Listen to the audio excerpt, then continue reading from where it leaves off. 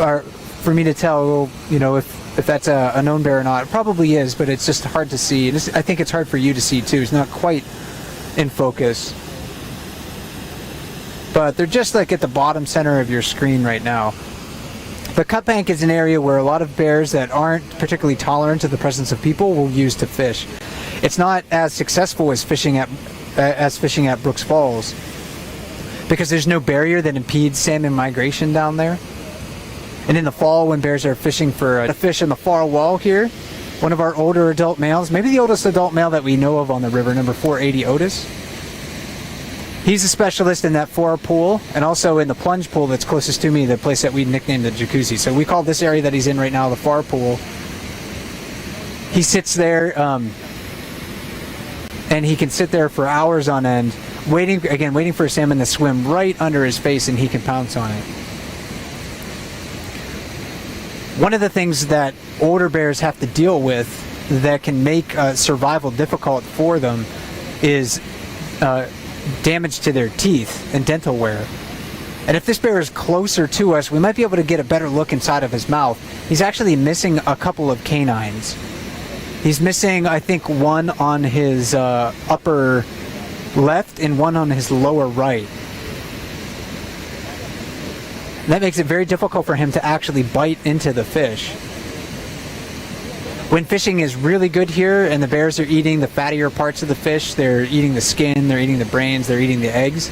Number 480 Otis, he can't quite high grade the fish for those fattier parts like some of the younger bears with more teeth can. Bears also suffer from cavities in their teeth, abscised teeth.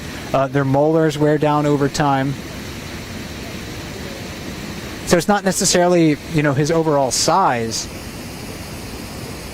that can put him at a disadvantage. He's still a fairly big bear, but, if he doesn't have the teeth to chew food, process food, if he doesn't feel like he can defend himself as well because of the dental wear and the damage to his teeth that he has, that may, negatively impact his survival. So older bears face challenges as well. It's not only those young bears that are learning their way in the world, but it's definitely these older bears, because the bears here at Katmai National Park receive no veterinary care. Injuries that happen naturally are allowed to run their course. National parks not only preserve sort of the grand spectacles of nature that we love to see, but they also, preserve the ecological processes, and many of those contain the harsh realities. Bears do live in a very difficult world.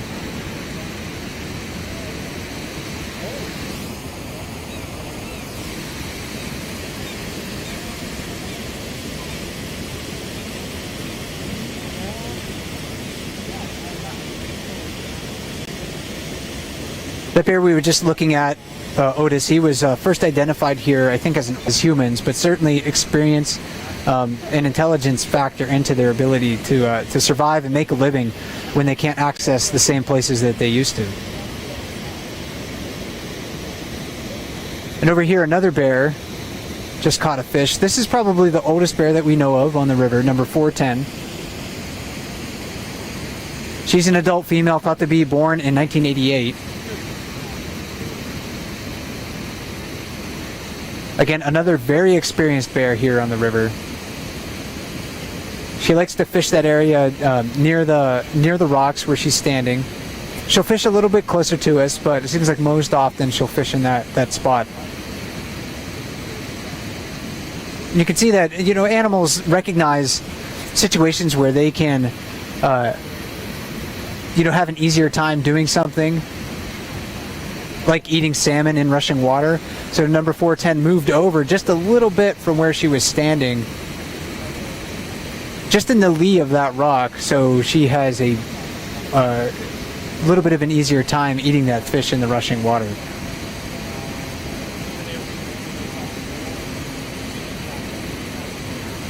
This is a bear that also is very tolerant of the presence of other bears. Other bears seem to be very tolerant of her. Bears are incredibly intelligent animals. They remember each other from year to year. So once they kind of figure out who's who, if you don't pose a threat to me, then you know, maybe I won't challenge you in the future. They don't need to waste energy on those interactions anymore. And 410 wastes very little energy in those interactions because she's very tolerant of other bears.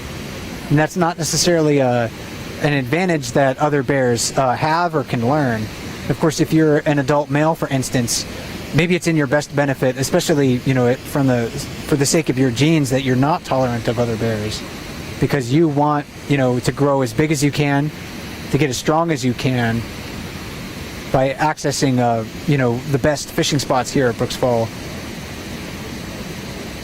in order to reproduce in the future. Because male, he might be the heaviest bear that we have on the river, at least maybe the heaviest bear that I've seen this year. Quite a large animal. He may be pushing, you know, the 800-pound mark or more, maybe even close to 900 pounds at this time of the year. The average midsummer weight of an adult male here at Katmai is 700 to 900 pounds, and I really have no doubt that 747 is pushing that upper limit. And he got to be that big by being very skilled at fishing, but also by being a very dominant bear and being able to occupy the best fishing spots on a regular basis. And that plunge pool that he's sitting in right now, not too many salmon jumping at the moment, but there's a lot of fish that are swirling in that whirlpool down below. And again, he's fishing just through, he just missed one there. He's fishing just through feel. He can't see into the water there. So he's waiting.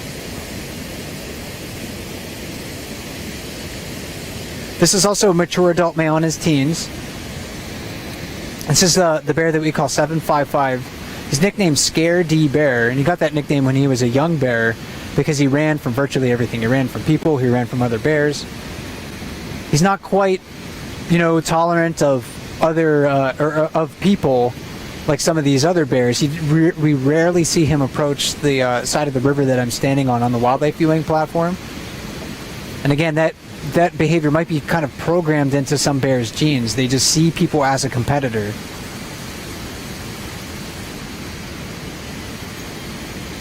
As far as other bears go, these days, since he's a medium-large male, or medium-sized male at least, he's much more willing to stand his ground when other bears approach him.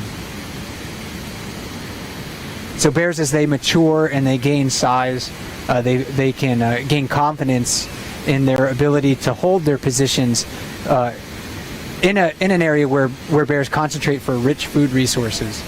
Maybe he can put those, that same skill to the test, defending an animal carcass in the forest. If there's a winter-killed moose, or of course here at the waterfall for a fishing spot, or of course defending access to a female. If she's showing signs of estrus and he's interested in that, then big male bears will be able to defend access to females easier than a smaller bear.